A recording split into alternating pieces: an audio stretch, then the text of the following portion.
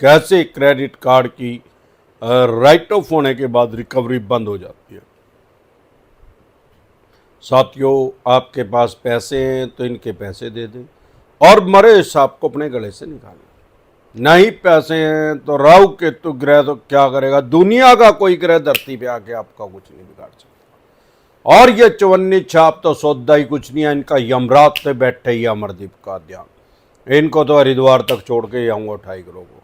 सबसे पहले आप एक बात समझ लें, क्रेडिट कार्ड लेना मतलब अपनी कब्र खुद खोदना। और बहुत से आदमियों ने 8-8, 10-10 अपनी कब्रें खोदी हुई हैं। क्या प्रलोभन दिया जा रहा है, क्या लालच दिया जा रहा है। आप प्लेन में जाएंगे तो वहाँ पे आपको खाना फ्री मिल जाएगा, आईफोन खरीदेंगे तो उस पर डिस्काउंट मिल जाएगा, कैशबैक मिल जाएगा। अब आप बाबा का घंटा कैशबैक मिल जाएगा, फ्री में ही कैश दे देना, फिर बैक फ्री में ही कैशबैक दे दे। अरे भाई, ये बेवकूफ़ बनाने का तरीका है। दुनिया के अंदर कोई आदमी ऐसा नहीं है जो 100 रुपये की चीज़ को आपको 20 रुपये कैशबैक दे दे। अगर 100 रुपये की चीज़ पे 20 रुपये कैशबैक मिल रहा है तो है ही वो 60 रुपये की यार। वो कमाने के लिए बैठा है या खोने के लिए बैठा है, चैरिटी करने के लिए, समाज सेवा करने के लिए बैठा है क्या वो जो कैशबैक दे रहा है? पढ़े लिखे आदमियों को बेवकूफ़ बनाया जा रहा है। लोग क्रेडिट कार्ड को लोन ही नहीं समझते। लोन है, प्री अप्रूव्ड लोन है, जितनी भी आपकी लिमिट है।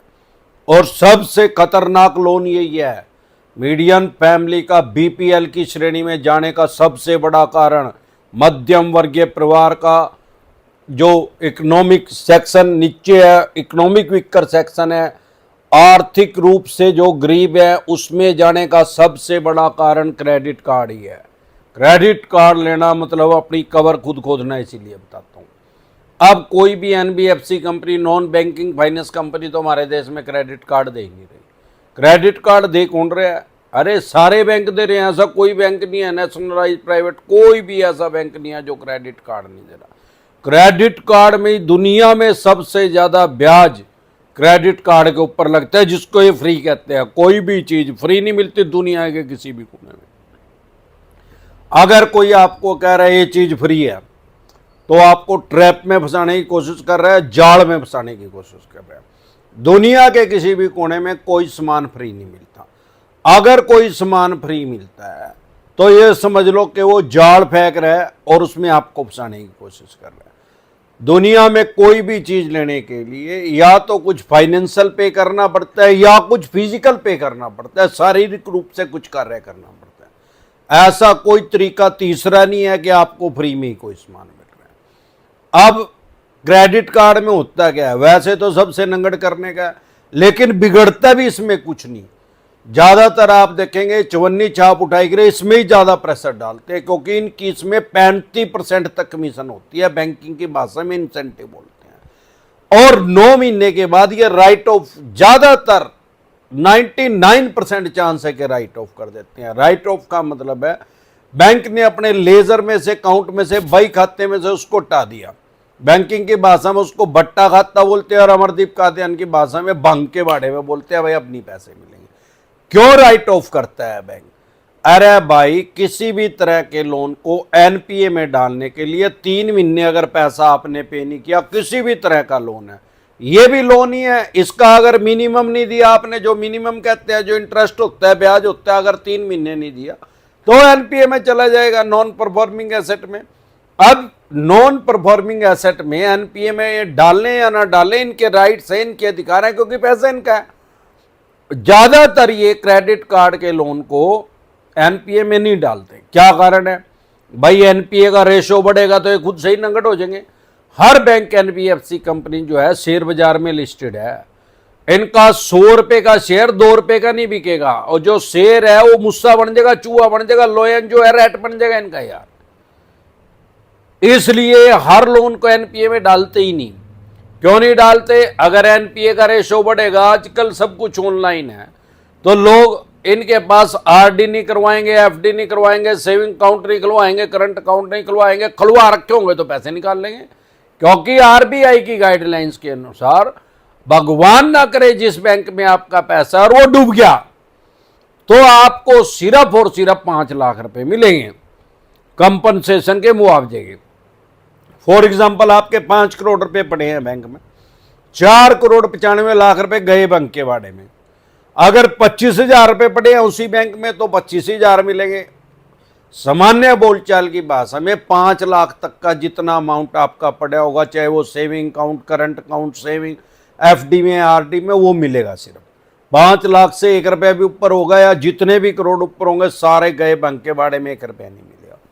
लेकिन लोग बड़े शाने हैं, सब कुछ ऑनलाइन है। वो पहले जैसे ऑनलाइन किसी का एनपीए का रेशो बढ़ता है तो लोग समझ जाते हैं भाई ये नंगड़ होएगा बैंक, जो अमरदीप कादियान ने बताया था एनपीडी बनेगा, नंगा प्रॉपर्टी डीलर। अब ये नंगड़ होएगा, अब ये ताला लगेगा इस पे। जैसे पीछे लक्ष्मी विलास बैंक डूब गया। क्यों डूब गया? अरे उसका 26% एनपीए हो गया। सामान्य बोलचाल की भाषा में उसने 100 आदमियों को अगर लोन दिया तो 26 आदमियों ने उसका पैसे ही वापसी नहीं दिया, तो उस पर लॉक लग गया, ताला लग गया। फिर आरबीआई की गाइडलाइन उसके ऊपर इंप्लीमेंट होगी, लागू होगी। जिसके उसमें पैसे पड़े थे 5 लाख से ज्यादा सारे डूब गए, 5 लाख से कम थे तो मिल गए।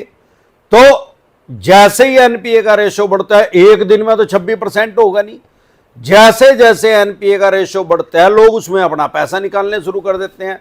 मतलब ये हुआ जब तक बैंक दिवालिया घोषित नहीं हुआ, नंगड़ नहीं होया, ताला उसके ऊपर नहीं लगा, तब तक वो आपके पैसे देने से ना नहीं कर सकता।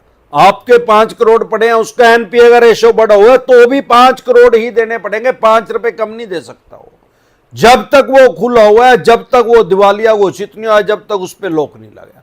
जिस दिन लॉक लग गया उस दिन 5 करोड़ में से सिर्फ 5 लाख मिलेंगे। लोग क्या करते हैं, जैसे ही एनपीए का रेशो बढ़ता है उस बैंक में से अपना सेविंग अकाउंट खुलवाते, जो खुलवा रखे है उसको बंद करते हैं, करंट अकाउंट बंद करते हैं, एफडी है, आरडी है, उसको तोड़वा के अपने पैसे वापसी लेते हैं। तो ये अपने नंगड़ होने से बचने के लिए उसको एनपीए में ही नहीं डालते और 9 महीने होने के बाद उसको राइट ऑफ में डाल देते हैं।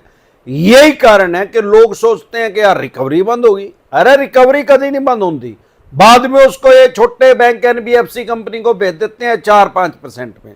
फॉर एग्जांपल 10 लाख रुपए का आपका क्रेडिट कार्ड का ड्यू है तो उसको ज्यादा से ज्यादा 40-50 हजार रुपए में सेल कर देंगे और फिर वो उसको ब्याज प्लंटी जुर्माना लगा के, डरा के, धमका के किसी तरीके से जो आम आदमी है उससे पैसा निकाल लेते हैं। लेकिन ऐसे कोई राइट्स, कोई अधिकार एक्स्ट्रा नहीं आ जाते उसके पास। जो भी बैंक ने को आपने राइट्स दिए हैं, अधिकार दिए हैं, अपने बैंक को सिर्फ वो ही रहते हैं। डरे घबराए नहीं। आर्बिट्रेशन में और क्रेडिट कार्ड में आर्बिट्रेशन ही होता है, ना तो चेक दे रखा, चेक बाउंस नहीं हो सकता, ईसीएस देने रखा, ईसीएस बाउंस नहीं हो सकता। आर्बिट्रेशन करेंगे 100% आर्बिट्रेशन करेंगे, तुरंत प्रभाव से एक्सपर्ट एडवाइस लेके उसका जवाब दे दें, ऑब्जेक्शन क्रिएट कर दे, कुछ भी नहीं कर पाएंगे, सुई भी नहीं ढा पाएंगे, माचिस की तिल्ली भी नहीं ढा सकते यार। और इसमें घंटा नहीं बिगड़ता, बाद में राइट ऑफ होना ही होना है। यही कारण है क्योंकि इनको इंटरेस्ट इतना ज्यादा उसमें मिल रहा है, तब भी हर बैंक एनबीएफसी कंपनी के 38% पैसा मर रहा है, 62% पैसा इनको मिल रहा है, 38% पैसा इनका मर रहा है, बैंक के बारे में जा रहा है, जीरो हो रहा है। और सबसे ज्यादा भी सेटलमेंट भी इसी में कर रहे हैं, फिर भी ये दोबारा क्रेडिट कार्ड क्यों दे रहे हैं? अरे उसमें इंटरेस्ट इतना है यार, वो 38% मर भी जावा तब भी ये 138% ब्याज कमा लेते हैं उससे। लोग क्या करते हैं, सिविल को बचाने के लिए पैसा देते रहते हैं। अरे यार हो जाए सिविल खराब यार, नहीं तो 6 महीने बाद क्या होगा, सिविल भी खराब होएगा, फाइनेंशियल डेथ भी होएगी और फिजिकल डेथ भी होने की संभावना है जो लोग कर रहे हैं। अरे अगर ऐसी सिचुएशन आ गई है क्रिटिकल के आप पैसे नहीं दिए जा रहे, स्टॉप लॉस तुरंत प्रभाव से बंद कर दो उसको। अरे पैसे आ तो दे दे, नहीं आ तो क्या फिर बच्चों का खून बेच कर देवेंगे क्या यार? भोगदरण देने उठाई करो ना, कुछ नहीं, बापा का घंटा नहीं बिगड़ेगा इसमें, घंटा नहीं उखाड़ सकते। यह हमारी वीडियो का टाइटल है और 21 लाख से भी ज्यादा आदमी देश विदेश में ये वीडियो देख चुके हैं और घंटा नहीं उखाड़ा जा रहा उनका इनसे। तो आप डरे घबराए नहीं, सिर्फ अपने राइट्स और अधिकार जान लें और उनको इंप्लीमेंट करें, लागू करें। अब देखते हैं आम और खास आदमी की समस्या क्या है। साथियों, जब भी मैं लाइव आता हूं मेरी टीम मुझे हर ऐप के ऊपर लाइव कर देती है। अगर आप मुझे अभी फेसबुक पे देख रहे हैं, फेसबुक पेज पे देख रहे हैं, इंस्टा पे देख रहे हैं, मौज पे देख रहे हैं, लिंक्डइन पे देख रहे हैं, हेलो पे देख रहे हैं या व्हाट्सएप चैनल पे देख रहे हैं, तो हमारा एक चैनल है यूट्यूब पे डिसेंट एडवाइज के नाम से, जिसपे मैं 3000 से भी ज्यादा वीडियो डाल चुका हूं और 25,000 से भी ज्यादा घंटे लोगों को उनके राइट्स बता चुका हूं, अधिकार बता चुका हूं। और डेली लाइव आता हूं रात को 9 बजे। जब तक हरिद्वार जाऊंगा तब तक लोगों को राइट्स और उनके अधिकार बताता रहूंगा।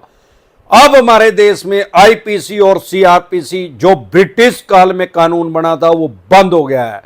अब बन गया है भारतीय न्याय संहिता बीएनएस। अब ये इस साल से इंप्लीमेंट हो गया, लागू हो गया। उससे चवन्नी छाप लोगों को नई नई धाराएं लगा के लोगों को डरा और समझा रहे हैं, डरा रहे हैं। लेकिन डरे घबराए नहीं। अमरदीप कादियान के माइंड में जब से बैंकिंग का जन्म हुआ तब से लेके 1841 से लेके आज तक 183 साल हो गए, जितने भी अमेंडमेंट हुए हैं, बदलाव हुए हैं, सारे मेरे माइंड के अंदर सेव है अमरदीप। और मेरा साला इसको घोपड़ा कहता है, मेरे वाला इस घोपड़े के अंदर सेव। और जब तक हरिद्वार जाऊंगा इसमें सेव करके आम और खास आदमी को बताता और समझाता रहूंगा। कोई बात नहीं, आईपीसी और सीआरपीसी हटगी, बढ़िया हटगी। ब्रिटिश काल में अंग्रेजों के टाइम में बनी थी और आज तक चली आ रही थी। बहुत से उसमें काले कानून भी थे जो आज की डेट में डिलीट हो गए, हट गए हैं। बहुत से कानून वही हैं, उनका नाम चेंज कर दिया गया है। अब आ गई है भारतीय न्याय संहिता बीएनएस। चिंता ना करें, डरे घबराए नहीं। अमरदीप कादियान के खोपड़े के अंदर सब सेव हो चुका है और तुरंत प्रभाव से उसका जवाब दिया जाएगा।